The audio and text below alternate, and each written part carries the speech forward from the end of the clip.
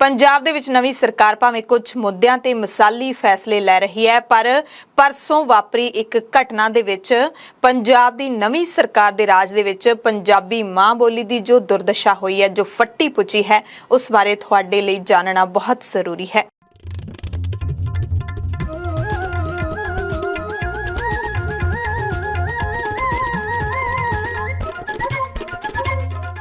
सत श्री अकाल जी दा खालस टीवी देखने वाले देश दुनिया दे साडे सारे दर्शकों का बहुत बहुत स्वागत है। प्राइम टाइम दे नाल मैं हरशरण कौर। पंजाबी सूबे दे तौर ते होंद विच आए चढ़दे पंजाब दा यानी कि साडे भारत वाले पंजाब दा दुखांत यह है कि अद्धी सदी बीत जाण तो बाद भी हाले तक किसी सरकार ने मां बोली पंजाबी नाल न्याय नहीं कीता।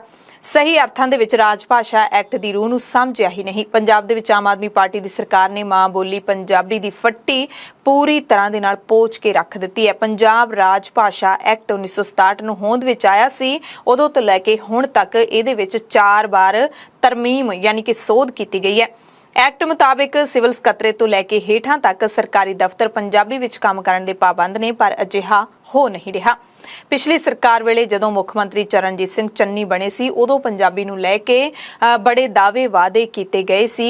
अजिहा नियम तां पहले ही बनिया होया है कि जे सरकारी दफ्तरां दे विच पंजाबी दी वरतों नहीं होएगी तां उन्हां दे लई सज़ा दा भी प्रावधान है। उन्हां दे लई जुर्माने दी भी जिहड़ी शर्त है वो लाई गई है। ताज़ा मामला पंजाब पब्लिक सर्विस कमिशन यानी कि PPSC दे वल्लों लई गई एक ਪ੍ਰੀਖਿਆ ਦੇ ਨਾਲ जुड़िया होया है। कमिशन दे वल्लों 22 मई लंघे ਐਤਵਾਰ ਨੂੰ नायब तहसीलदारां दी भर्ती लई ਪ੍ਰੀਖਿਆ ਲਈ गई, जिस दे विच पंजाबी नूं बुरी तरह दे नाल खूंजे ला के रख दिता गया।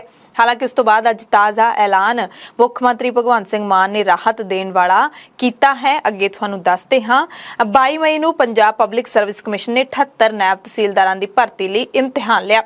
ਪ੍ਰੀਖਿਆ ਦੇ ਵਿੱਚ 7600 ਉਮੀਦਵਾਰਾਂ ਨੇ ਇਮਤਿਹਾਨ ਦਿੱਤਾ, यानी कि 78 ਅਸਾਮੀਆਂ ਦੇ ਲਈ 7600 ਉਮੀਦਵਾਰ ਪੇਪਰ ਦੇਣ ਪਹੁੰਚੇ। ਪਰ ਕਮਿਸ਼ਨ ਸਰਕਾਰ ਦੀਆਂ ਹਦਾਇਤਾਂ ਅਤੇ ਭਾਸ਼ਾ ਐਕਟ ਦੇ ਮੁਤਾਬਿਕ ਪ੍ਰਸ਼ਨ ਪੱਤਰ ਪੰਜਾਬੀ 'ਚ ਤਿਆਰ ਕਰਨਾ ਭੁੱਲ ਹੀ ਗਿਆ।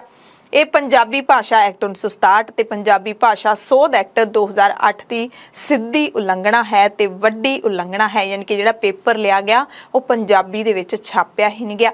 उंज ਪ੍ਰੀਖਿਆ प्रश्न पत्र तो बिना होर भी कई तरह के विवाद इस ਪ੍ਰੀਖਿਆ ਨੂੰ ਲੈ ਕੇ खड़े होने लगे।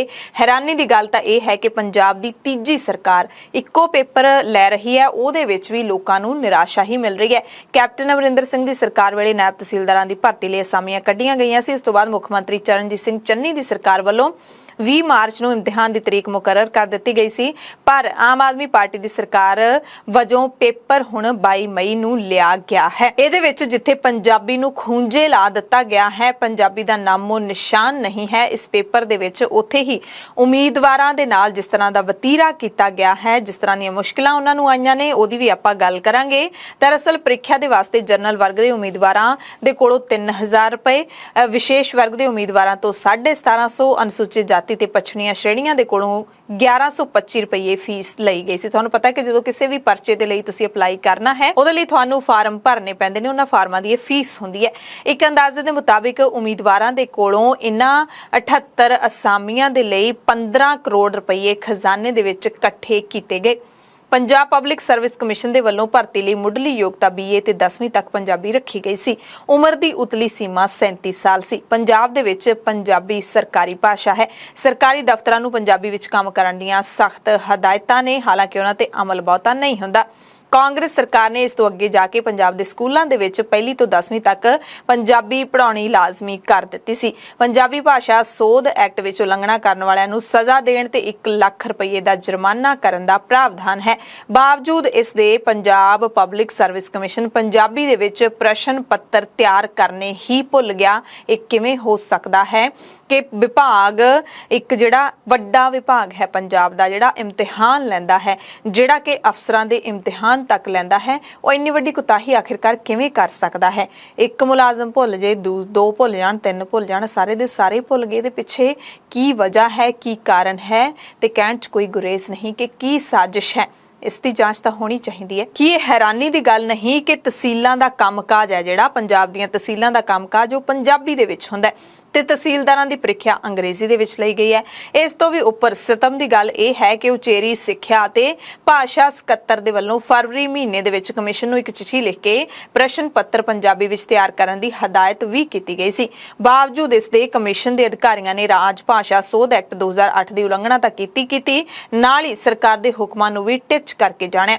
ਪਤਾ ਲੱਗਿਆ ਕਿ ਪੰਜਾਬ ਪਬਲਿਕ ਸਰਵਿਸ ਕਮਿਸ਼ਨ ਦੇ ਵੱਲੋਂ ਪਿਛਲੀ ਸਰਕਾਰ ਵੇਲੇ ਫੋਰੈਸਟ ਕੰਜ਼ਰਵੇਟਿਵ ਅਫਸਰਾਂ ਦੀ ਭਰਤੀ ਵੇਲੇ ਵੀ ਪ੍ਰਸ਼ਨ ਪੱਤਰ ਪੰਜਾਬੀ ਵਿੱਚ ਤਿਆਰ ਨਹੀਂ ਕੀਤਾ ਗਿਆ ਸੀ ਕਿ ਉਦੋਂ ਵੀ ਚੇਤਿਆਂ ਦੇ ਵਿੱਚੋਂ ਵਿਸਰ ਗਿਆ ਸੀ ਜਾਂ ਫਿਰ ਜਾਣਬੁੱਝ ਕੇ ਕੀਤਾ ਜਾ ਰਿਹਾ ਹੈ ਕਿ ਸਰਕਾਰਾਂ ਸੁੱਤੀਆਂ ਪਈਆਂ ਨੇ ਜਾਂ ਫਿਰ ਜਾਣਬੁੱਝ ਕੇ ਧਿਆਨ ਹੀ ਨਹੀਂ ਦਿੱਤਾ ਜਾ ਰਿਹਾ। ਪੰਜਾਬੀ ਉਹਨਾਂ ਦੇ ਲਈ ਕੋਈ ਮਾਇਨੇ ਹੀ ਨਹੀਂ ਰੱਖਦੀ। ਇੱਕ ਸਟੇਟ ਦੀ ਜਿਹੜੀ ਆਪਣੀ ਪਛਾਣ ਹੁੰਦੀ ਹੈ, ਉਹਦੀ ਆਪਣੀ ਹੋਂਦ ਹੁੰਦੀ ਹੈ, ਉਹ ਬੜਾ ਵੱਡਾ ਮੁੱਦਾ ਹੁੰਦਾ ਹੈ, ਪਰ ਇੱਥੇ ਇਹਨਾਂ ਚੀਜ਼ਾਂ ਦਾ ਧਿਆਨ ਰੱਖਿਆ ਹੀ ਨਹੀਂ ਜਾਂਦਾ। ਉਦੋਂ ਇਹ ਮਾਮਲਾ ਪੰਜਾਬ ਤੇ ਹਰਿਆਣਾ ਹਾਈ ਕੋਰਟ ਵਿੱਚ ਪਹੁੰਚ ਗਿਆ ਸੀ। ਅਦਾਲਤ ਵੱਲੋਂ ਪ੍ਰੀਖਿਆ ਰੱਦ ਕਰ ਦਿੱਤੀ ਗਈ ਸੀ ਜਦੋਂ 2008 ਦੇ ਵਿੱਚ ਕਮਿਸ਼ਨ ਨੇ ਉਲੰਘਣਾ ਕੀਤੀ ਸੀ। ਬਾਵਜੂਦ ਇਸ ਦੇ ਕਮਿਸ਼ਨ ਨੇ ਕੋਈ ਸਬਕ ਨਹੀਂ ਸਿੱਖਿਆ। ਇਹ ਕਿਵੇਂ ਹੋ ਸਕਦਾ ਹੈ? ਇੰਨੀ ਢੀਠਤਾਈ ਜਾਂ ਫਿਰ ਇੰਨੀ ਲਾਪਰਵਾਹੀ ਕਿਵੇਂ ਕੋਈ ਵਿਭਾਗ, ਇੰਨਾ ਵੱਡਾ ਜ਼ਿੰਮੇਵਾਰ ਵਿਭਾਗ ਕਰ ਸਕਦਾ ਹੈ? ਇਹ ਸਮਝੋਂ ਬਾਹਰ ਦੀ ਗੱਲ ਹੈ। ਕਮਿਸ਼ਨ ਦੇ ਸਕੱਤਰ ਪ੍ਰੀਖਿਆ ਕਰਮਜੀਤ ਸਿੰਘ ਦਾ ਕਹਿਣਾ ਅਰਥਹੀਣ ਹੋ ਕੇ ਰਹਿ ਜਾਂਦਾ ਹੈ ਜਦੋਂ ਕਹਿੰਦੇ ਨੇ ਕਿ ਮਾਮਲਾ ਸਰਕਾਰ ਦੇ ਧਿਆਨ ਵਿੱਚ ਲਿਆ ਦਿੱਤਾ ਗਿਆ ਹੈ ਕਿ ਕਮਿਸ਼ਨ ਦੇ ਅਧਿਕਾਰੀਆਂ ਦੀ ਕੋਈ ਜ਼ਿੰਮੇਵਾਰੀ ਨਹੀਂ ਬਣਦੀ। ਹਰ ਗੱਲ ਹੈ ਜਿਹੜੀ ਉਹ ਸਰਕਾਰ ਦੇ ਉੱਤੇ ਸੁੱਟ ਦਿੱਤੀ ਜਾਂਦੀ ਹੈ। ਸਰਕਾਰ ਨੇ ਨਿਯਮ ਬਣਾਉਣੇ ਹੁੰਦੇ ਨੇ, ਕਮਿਸ਼ਨ ਬਣਾਉਣੇ ਹੁੰਦੇ ਨੇ, ਉਹਨਾਂ ਦੇ ਵਿੱਚ ਬਾਕਾਇਦਾ ਮੁਲਾਜ਼ਮ ਭਰਤੀ ਕੀਤੇ ਜਾਂਦੇ ਨੇ, ਕਰਮਚਾਰੀ ਭਰਤੀ ਕੀਤੇ ਜਾਂਦੇ ਨੇ, ਅਫਸਰਾਂ ਦੇ ਹੱਥਾਂ ਵਿੱਚ ਪ੍ਰਬੰਧ ਦਿੱਤਾ ਜਾਂਦਾ ਹੈ ਤੇ ਜਦੋਂ ਕੋਈ ਗਲਤੀ ਹੁੰਦੀ ਹੈ ਫਿਰ ਸਰਕਾਰ ਤੇ ਸਾਰੀ ਗੱਲ ਸਿੱਟ ਦਿੱਤੀ ਜਾਂਦੀ ਹੈ। ਹਾਲਾਂਕਿ ਇਸ ਮਸਲੇ ਦੇ ਵਿੱਚ ਰਾਹਤ ਵਾਲੀ ਖਬਰ ਇਹ ਹੈ ਕਿ ਪੰਜਾਬੀ ਪ੍ਰੇਮੀਆਂ ਦੀ ਨਾਰਾਜ਼ਗੀ ਤੋਂ ਧਰਬਕੀ ਪੰਜਾਬ ਸਰਕਾਰ ਨੇ ਅੱਜ ਤੁਰੰਤ ਇੱਕ ਅਹਿਮ ਫੈਸਲਾ ਲੈਂਦਿਆਂ ਗਵਰਨਮੈਂਟ ਨੌਕਰੀਆਂ ਦੇ ਚਾਹਵਾਨਾਂ ਦੇ ਲਈ ਪੰਜਾਬੀ ਯੋਗਤਾ ਟੈਸਟ ਲਾਜ਼ਮੀ ਕਰ ਦਿੱਤਾ ਹੈ। ਇਸ ਟੈਸਟ ਦੇ ਵਿੱਚੋਂ ਘੱਟੋ ਘੱਟ 50% ਅੰਕ ਲੈਣ ਵਾਲੇ ਉਮੀਦਵਾਰ ਹੀ ਲਿਖਤੀ ਟੈਸਟ ਦੇ ਲਈ ਯੋਗ ਮੰਨੇ ਜਾਣਗੇ। ਇਹ ਫੈਸਲਾ ਸੀ ਤੇ ਡੀ ਗਰੁੱਪ ਦੀਆਂ ਅਸਾਮੀਆਂ ਦੇ ਲਈ ਲਾਗੂ ਕੀਤਾ ਜਾ ਰਿਹਾ ਹੈ। ਪੰਜਾਬ ਗਵਰਨਮੈਂਟ ਦੇ ਵੱਲੋਂ ਦੋਹਾਂ ਗਰੁੱਪਾਂ ਦੀਆਂ 26,454 ਅਸਾਮੀਆਂ ਦੇ ਲਈ ਭਰਤੀ ਦਾ ਅਮਲ ਸ਼ੁਰੂ ਕੀਤਾ ਗਿਆ।